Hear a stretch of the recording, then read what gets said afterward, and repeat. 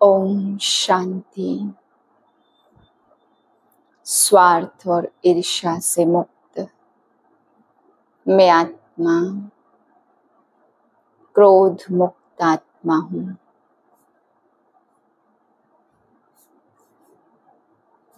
शांत स्वरूप हूँ। आज बाबा हम बच्चों को समझाते कि बच्चे स्वार्थ और ईर्ष्या और चिड़चिड़ेपन से मुक्त होना है।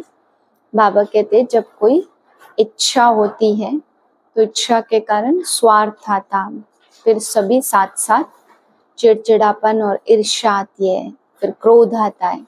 इसलिए बाबा कहते अपने विचार तो दो परंतु निस्वार्थ होकर के विचार देना है, इच्छा का रूप नहीं रखना है कि यह होना ही चाहिए। फिर बाबा ने आज भोजन की महिमा समझाई। यह ब्रह्मा भोजन अगर बाप की याद में बना करके खिलाते तो बाबा कहते आपका साक्षात्कार भी हो सकता है और खाने वालों का हृदय बहुत ही शुद्ध होगा। इस ब्रह्मा भोजन की बाबा कहते बहुत बड़ी महिमा है।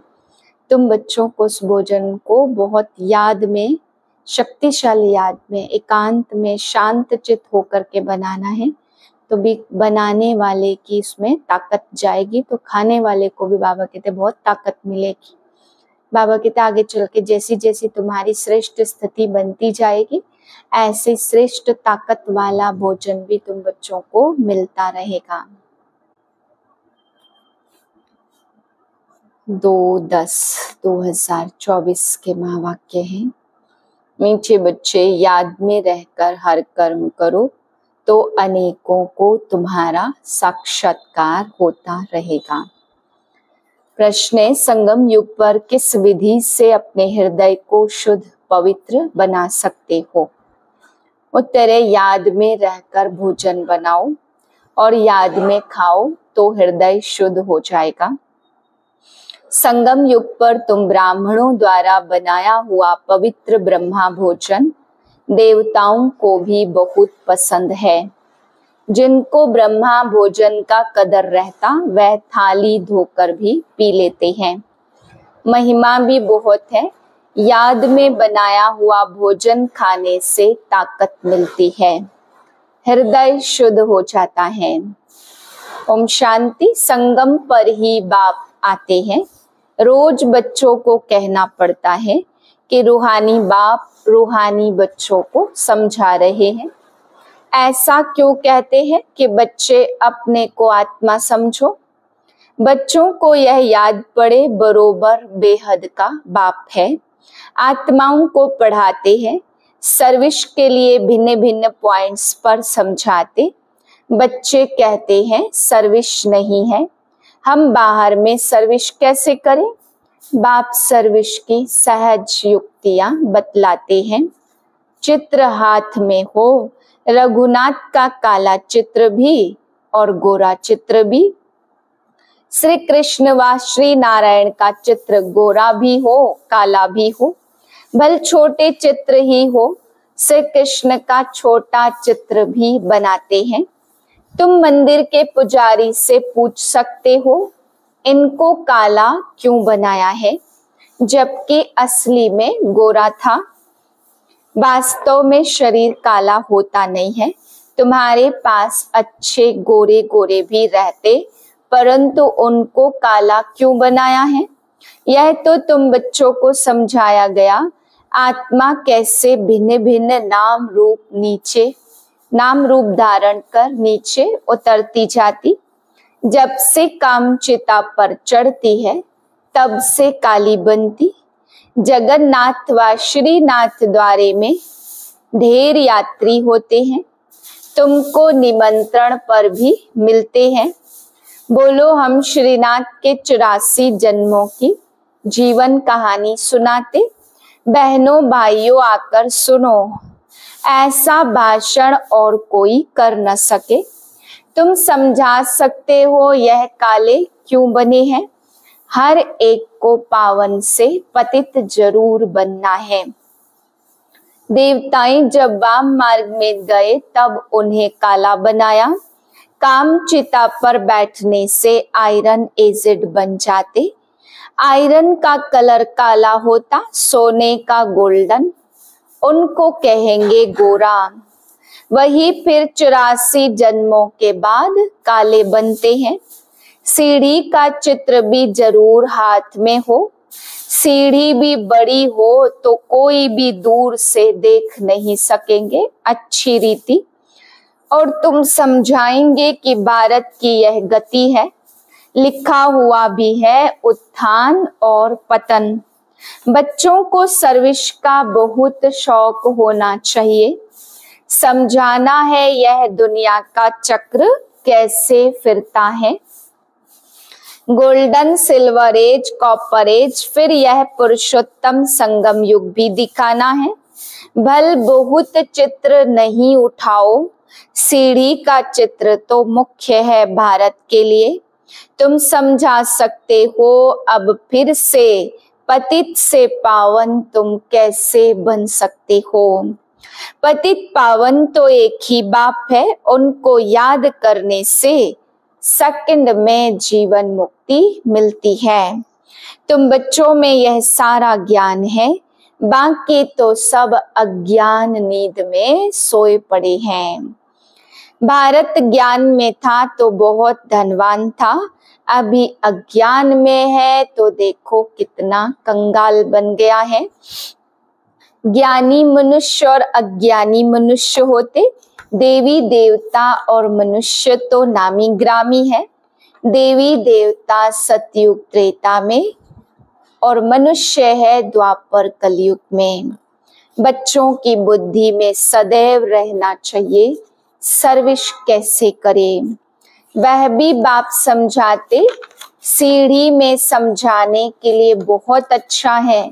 बाप कहते तुम ग्रस्त व्यवहार में रहो, शरीर निर्वाह के लिए धंधा आदि तो करना ही है, जिस्मानी विद्या भी पढ़नी है, बाकी जो टाइम मिले सर्विस के लिए ख्याल करना चाहिए हम औरों का कल्याण कैसे करें। यहाँ तो तुम बहुतों का कल्याण नहीं कर सकते, यहाँ तो आते ही हो बाप की मुरली सुनने, इसमें ही है जादू। बाप को जादूगर कहते, गाते भी है मुरली तेरी है जादू। तुम्हारे मुख से जो मुरली बजती है उसमें जादू है, मनुष्य से देवता बन जाते। ऐसा कोई जादूगर होता नहीं सिवाय बाप के। गायन भी है मनुष्य से देवता किए करत न लागी वार। ऐसा कोई जादूगर नहीं है, मनुष्य पुरानी दुनिया से नई दुनिया अभी जरूर बननी ही है। अभी तुम बच्चे हो, 84 जन्म के बाद फिर पहला नंबर जन्म चाहिए, क्योंकि वर्ल्ड की हिस्ट्री ज्योग्राफी होती है। सतयुग त्रेता जो फिर होकर गया सो फिर रिपीट होना है जरूर। तुम यहाँ बैठे हो तो भी बुद्धि में यह याद करना है, हम वापस जाते फिर सतो प्रधान देवी देवता बनते, उनको देवता कहा जाता। अभी मनुष्यों में दैवी गुण नहीं है तो सर्विस तुम कहाँ भी कर सकते हो, कितना भी धंधा आदि हो, ग्रस्त व्यवहार में रहते भी कमाई करते रहना है। इसमें मुख्य बात है पवित्रता की। प्योरिटी है तो पीस प्रॉस्पर्टी है। कंप्लीट प्योर तो बन गए तो फिर यहाँ पर रह नहीं सकते, क्योंकि हमको फिर शांति धाम जरूर जाना है। आत्मा प्योर बन गई तो आत्मा को उस पुराने शरीर के साथ रहना नहीं है। यह तो इम्प्योर है ना, 5 तत्व ही इम्प्योर है, शरीर भी इनसे ही बनता है। इनको मिट्टी का पुतला कहा जाता। 5 तत्व का शरीर एक खत्म होता दूसरा बनता है। आत्मा तो है ही, आत्मा कोई बनने की चीज नहीं है। शरीर पहले कितना छोटा और फिर कितना बड़ा होता। कितने ऑर्गन्स मिलते जिससे आत्मा सारा पार्ट बजाती। यह दुनिया ही वंडरफुल है। सबसे वंडरफुल है बाप जो आत्माओं का परिचय देते। हम आत्मा कितनी छोटी है। आत्मा प्रवेश करती हर एक चीज वंडरफुल है। जानवरों के लिए शरीर आदि कैसे बनते हैं, वंडर है ना। आत्मा सब में वही छोटी है। हाथी देखो कितना बड़ा है, उसमें कितनी छोटी आत्मा जाकर बैठती है। बाप तो मनुष्य जन्म की बात समझाते। मनुष्य कितने जन्म लेते हैं, 84 लाख जन्म तो है नहीं। समझाया है जितने धर्म हैं उतनी वैरायटी बनती है। हर एक आत्मा कितने फीचर्स का शरीर लेती, वंडर है ना। फिर जब चक्र रिपीट होता है हर जन्म में फीचर्स नाम रूप आदि बदल जाते हैं। ऐसे नहीं कहेंगे कृष्ण काला कृष्ण गोरा, नहीं। उनकी आत्मा पहले गोरी थी, फिर 84 जन्म लेते लेते काली बनती है। तुम्हारी भी आत्मा भिन्न भिन्न फीचर्स भिन्न भिन्न शरीर लेकर पार्ट बजाती है। यह भी ड्रामा है। तुम बच्चों को कोई भी फिक्रात नहीं होनी चाहिए। सब एक्टर्स हैं, एक शरीर छोड़ दूसरा लेकर पार्ट बजाना है। हर जन्म में संबंध आदि बदलते जाते। तो बाप समझाते बच्चे यह बना बनाया ड्रामा है। आत्मा ही 84 जन्म लेते लेते तमो प्रधान बन गई है। अब फिर आत्मा को ही सतो प्रधान बनना है। सतो प्रधान सृष्टि, फिर सतो रजो तमो सृष्टि। अभी जो तमो प्रधान बने हैं वही फिर सतो प्रधान कैसे बनेंगे। पतित से पावन कैसे बने, बरसात के पानी से तो पावन नहीं बनेंगे ना। बरसात से तो मनुष्यों का मौत भी हो जाता, फ्लड्स हो जाती तो देखो कितने डूब जाते हैं। अभी बाप समझाते यह सब खंड नहीं रहेंगे, नेचुरल कैलेमिटीज भी मदद करेगी। कितने ढेर मनुष्य जानवर आदि बह जाते हैं, ऐसे नहीं कि पानी से पावन बन जाते। वह तो शरीर चला जाता, शरीरों को तो पतित से पावन नहीं बनना, पावन तो बनना होता आत्मा को। भल वह जगत गुरु कहलाते, परंतु गुरु का तो काम है सदगति देना। वह तो एक ही बाप सदगति दाता है। बाप सतगुरु ही सदगति देते, तो बाप समझाते तो बहुत रहते। यह भी सुनते हैं ना गुरु लोग भी बाजू में शिष्य को बिछाते सिखलाने के लिए, यह भी उनके बाजू में बैठता है। बाप समझाते तो यह भी समझाते होंगे ना, इसलिए गुरु ब्रह्मा नंबर 1 में जाता है। शंकर के लिए कहते आंख खोलने से भस्म कर देते, फिर उनको तो गुरु नहीं कहा जाए। फिर भी बाप कहते बच्चों मामेकम याद करो। कई बच्चे कहते इतने धंधा धोरी में फिक्रात में रहते, हम बाप को कैसे याद करें। बाबा समझाते भक्ति में भी तुम याद करते थे, जब कोई दुख होता तब भी याद करते हो, मरने समय भी कहते राम राम बोलो। जैसे तुम ज्ञान का दान देते हो और फिर वह कहते राम राम बोलो, तुम भी कहते शिव बाबा को याद करो। हर एक चीज की कला कम होती जाती है।